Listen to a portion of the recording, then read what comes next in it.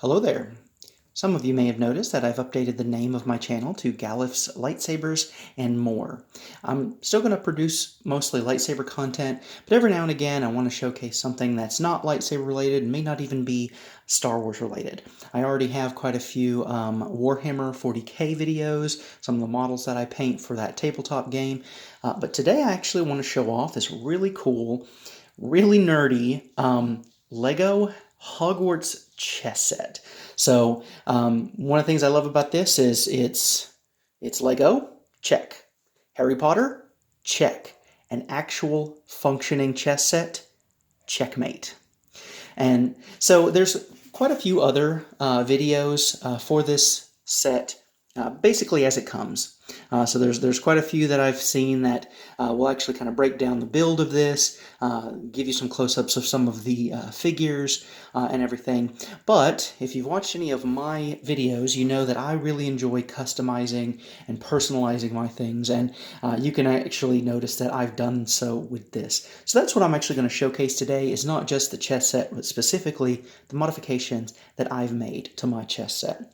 So one of the first things that I did, actually when I was building them, a lot of these pieces are intended, like these rooks, for example, are intended to be built, I believe, just like this.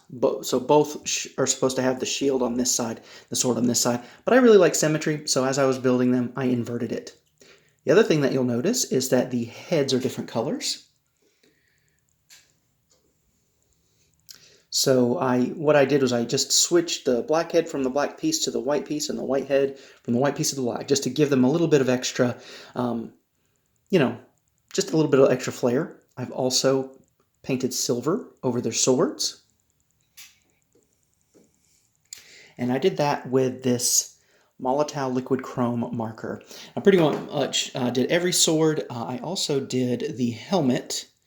Now this is actually the queen piece, but what's intended to be the king helmet. And of course, I put the chrome on that. You can see in there too that I've swapped the head for a white head. But one of the things I didn't like about this set was that the queen was initially intended to have no helmet. Every other piece, even the pawns, have these helmets. Yet the queen did not. The queen pretty much just had a regular head with kind of a cap on the top, which I suppose was supposed to be like a crown. I didn't really like that, so I actually swapped the helmet from the king, because I felt like in the movie, the queen's actually had a much, more ornate helmet, so I felt like she should have that. And then for the kings, I bits ordered these crowns, and then I just put a stud of the color on top. And of course the kings have that larger sword, so I've painted that in chrome.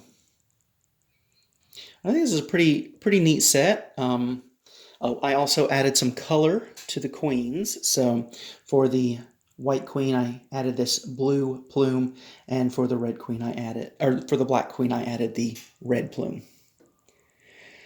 Now the other thing that I've done, and you'll see kind of under here, I've got a 2-section tall basically compartment to put all these pieces.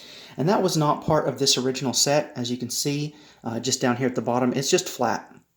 So there's a little bit of a spacing in here. Let me actually show you what that looks like.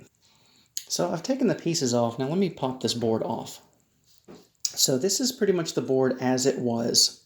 Now the bottom part is a little bit different. So these brown pieces are things that I've added. Let me show you a picture in the instructions of what this was supposed to look like.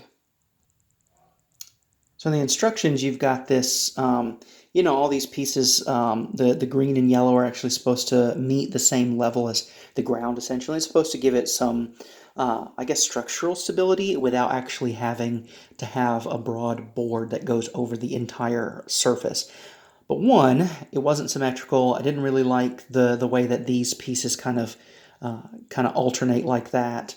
I just didn't like that. And I needed some of that space to free up for this custom piece that I've made to put the pieces in. So I got these 32 by 32 brown boards at the dollar store. I actually found a whole baggie full of all these little just brown, gray, and green bricks. I got about 400 or so of them for maybe $6 at the dollar store. So I was able to actually cut these so that they could reinforce that, because I didn't like how it wasn't as stable as I would have really liked it to be. So I did that, and then just put these flat parts. And this is now very, very sturdy as a board onto itself. But I also have it so that it can go right on top of this. And there's really nothing special in this. Again, these are all the dollar store parts that I got. And I just put some little dividers. And I'll show you what the pieces look like in there. You also see that having mirrored the pieces is actually really handy here, because especially with this rook, has kind of an odd shape, and if both of these were exactly the same, I wouldn't be able to put them in the board kind of facing inward like this. So that's another advantage to having this, each of these pieces kind of mirrored. And then finally, we've got the kings and queens, which just kind of slide in there.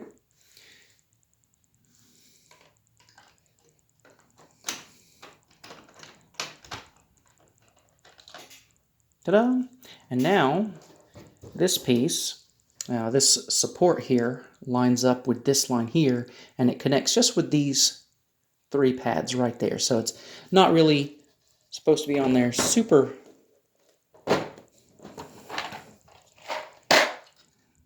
But ta-da! And I like that brown finish. It kind of looks like a stained wood board, so that's kind of what I was going with that. But I quite enjoyed building that, and plan on getting plenty of games of chess with my wife and my boys out of that. And I just wanted to share that with you guys, and I hope you enjoy. May the force be with you.